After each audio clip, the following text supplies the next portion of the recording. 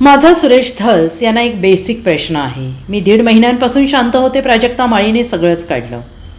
बीडमधील हत्या प्रकरणाच्या राजकीय वादात मंत्री धनंजय मुंडेंचं नाव घेताना आमदार सुरेश धस यांनी काही महिला कलाकारांची नावे घेत परळीतील सांस्कृतिक कार्यक्रमाचा उल्लेख केलाय. त्यामध्ये अभिनेत्री प्राजक्ता माळीचं नाव घेतल्यानंतर आज लेखिका अभिनेत्री प्राजक्ता माळी हिच्याकडून मुंबई मराठी पत्रकार संघात पत्रकार परिषद घेण्यात आली. यावेळी पत्रकार परिषदेत प्राजक्ता माळीचा कंठ दाटून आल्याचं पाहायला मिळालंय. माझ्या भावाने सोशल मीडिया बंद केला. आई रात्रभर झोपली नाही. आमच्या कुटुंबाला मोठा त्रास होत असल्याचं सांगत गेल्या 1.5 महिन्यांपासून मी हे सगळं सहन करतेय. मात्र एका लोकप्रतिनिधीने माझं नाव घेतल्यामुळे मी आज समोर येऊन बोलत आहे, असं प्राजक्ता माळी यांनी म्हटलेलं आहे. आमदार सुरेश धस यांनी जाहीरपणे माफी मागावी असंही तिने म्हटले. गेल्या 1.5 महिन्यांपासून हे सुरू आहे. माझ्यावर टीका होते, पण मी शांत आहे. मी शांत बसते म्हणजे माझी मुकसंमती नाही, असं म्हणत अभिनेत्री प्राजक्ता माळी हिने पत्रकार परिषदेत बोलायला सुरुवात केली आहे. आमदार सुरेश धस यांच्या वक्तव्याचा तीव्र शब्दात निषेध करण्यासाठी मी आज पत्रकार परिषद घेत आहे, असंही प्राजक्ता हिने म्हटलंय. माझा सुरेश धस यांना एक बेसिक प्रश्न आहे. तुम्ही राजकारणी आहात, आम्ही कलाकार आहोत. तुम्ही तुमचं राजकारण करा, पण आम्हाला कलाकारांना का मध्ये घेता? परळीला केवळ महिला कलाकारच येतात का? पुरुष कलाकार कधी गेल्याचं पाहिलं नाही का परळीला? महाराष्ट्रातील राजकारण्यांना हे शोभत नाही. तुम्ही महिला कलाकारांच्या चारित्र्यावर संशय घेत नाही, तर त्यांच्या कर्तृत्वावर देखील तुम्ही प्रश्न उपस्थित करत आहात, असं म्हणत प्राजक्ता माळीने आमदार सुरेश धस यांच्यावर जोरदार पलटवार केला आहे. तसेच मी महिला आयोगाकडे याबाबत तक्रार केली असून कायद्याच्या चौकटीत राहून योग्य ती कारवाई करावी अशी मागणी केल्याचंही प्राजक्ता माळीने म्हटलेलं आहे. तर ह्या सगळ्या ज्या अवया असतात, जशा निघतात तशाच निघून जातात, असं सगळं असल्यामुळे आणि या सगळ्यांचा पाठिंबा आणि माझ्यावरचा विश्वास इतका दांडगा होता ही माझ्यासाठी अत्यंत जमेची बाजू होती. त्यामुळे मला माझ्या चारित्र्यावरचं एक्सप्लेनेशन द्यायला समोर यावं अशी गरजच वाटली नाही. आज ही वेळ येतेय, ही अत्यंत नामुष्की आहे आणि ती वेळ आली आहे कारण एक लोकप्रतिनिधी याच्यावर टिप्पणी करतात.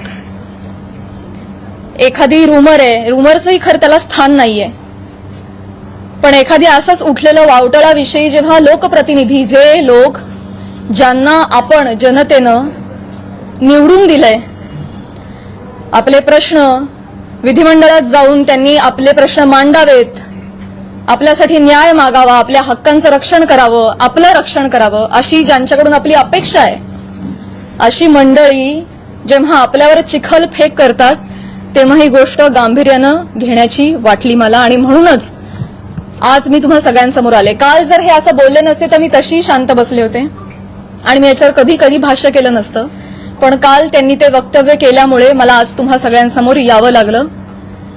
कारण जेव्हा एक लोकप्रतिनिधी असतो जो हजारो लाखोंचं नेतृत्व करतो, लाखो जनता त्यांच्या विचारांना फॉलो करते, जेव्हा ते बोलतात तेव्हा त्यांची विचारधारा लाखोंची विचारधारा होते, ते त्या गोष्टींवर कुठेतरी ठसा उमटवतात आणि खरी आहे असं भासवतात, तेव्हा मात्र ही फार गंभीर बाब होऊन जाते.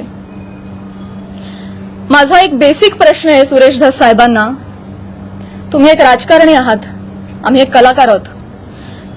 तुम्ही एका दुसऱ्या राजकारणावर कुठेतरी कुरघोडी करताय, टीका करताय. तुमचं जे काय चालू आहे लखलाभ तुम्ही ते करत राहा. या सगळ्यांमध्ये तुम्ही कलाकारांना का खेचता? आम्हा कलाकारांचा ह्याच्यामध्ये काय संबंध? काय बीडमध्ये काहीतरी कायदा सुव्यवस्थेचा काही प्रश्न निर्माण झालेला आहे, त्याच्यावर भाष्य करत असताना कलाकारांवर गाडी का घसरते? बर, ते इव्हेंट मॅनेजमेंट विषयी काहीतरी सांगत होते की यांच्याकडून शिकावं इव्हेंट मॅनेजमेंट, मान्य. पण मग महिला कलाकारांचीच का नावं येतात? का परळीला कधीच कोणी पुरुष कलाकार गेला नाही का हो कार्यक्रमाला? त्यांची नावं का नाही येत? इव्हेंटमॅनचं तुम्हाला जर एक उदाहरण द्यायचं आहे तर पुरुष कलाकारांची नावं घ्या ना.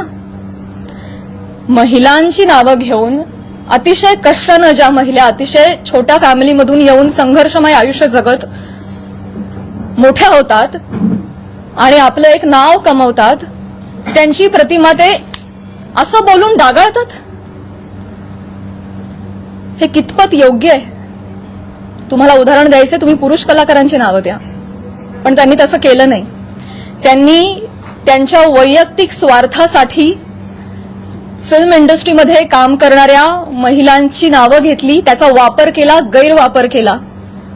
त्यांनी स्वतःचा टीआरपी वाढवण्यासाठी महिलांची नावं घेतली, अतिशय कुत्सितपणे टिप्पणी केली, अतिशय कुत्सितपणे.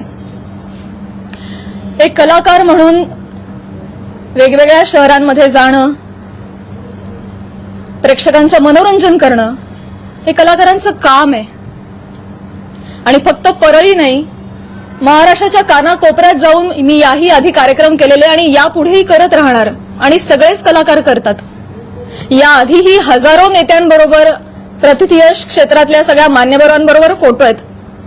मग तो फोटोचा रेफरन्स उचलून तुम्ही कोणाही बरोबर असं नाव जोडून टाकणार का? हे एक महिला म्हणून, महिला कलाकार म्हणून मला अतिशय ही बाब निंदनीय वाटते. महाराष्ट्रातल्या राजकारण्यांना हे कृत्य शोभत नाही. बरं, ते जे बोललेत ते इतकं कुत्सित आहे.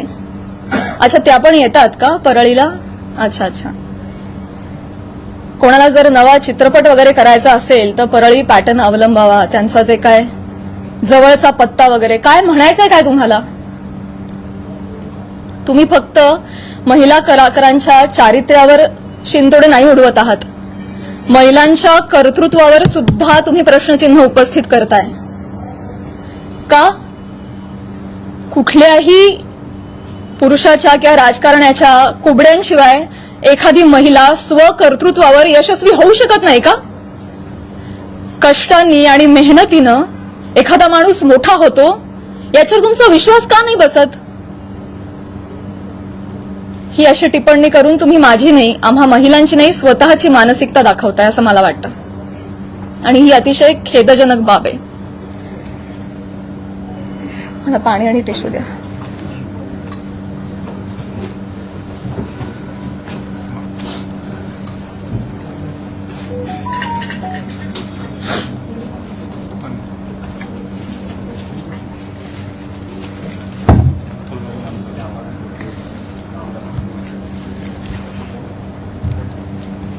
महिलांची अब्रू, इस्पेशली फिल्म इंडस्ट्रीमधल्या महिलांवर फार सॉफ्ट कॉर्नर, फार सॉफ्ट टार्गेट, कोणीही यावं, पटकन नावं घेऊन जावं.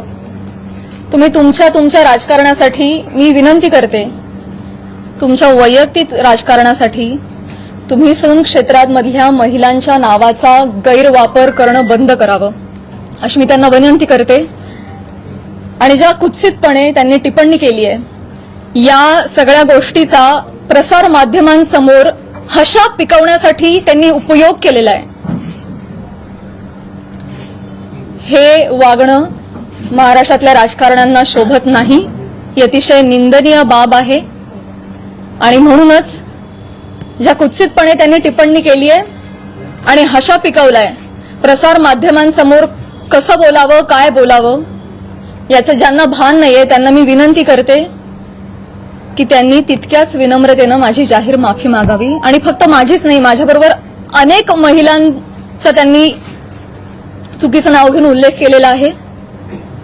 आणि या गोष्टीचा एक उपयोग करून मी त्यांना हेही सांगू इच्छिते की अशा पद्धतीनं कुठल्याही राजकीय गोष्टीसाठी फिल्म इंडस्ट्रीमधल्या महिलांच्या नावाचा गैरउपयोग होता कामा नये.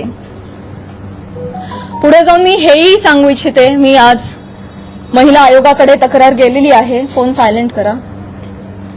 महिला आयोगाकडे दुपारी तक्रार नोंदवलेली आहे. मी त्यांनाही रिक्वेस्ट केलेली आहे की कायद्याच्या चौकटीत राहून तुम्ही याच्यावर योग्य ती कारवाई करावी. मी देखील कायदेशीर कारवाई करत राहीन. Bureau report, SBN Marathi, Mumbai.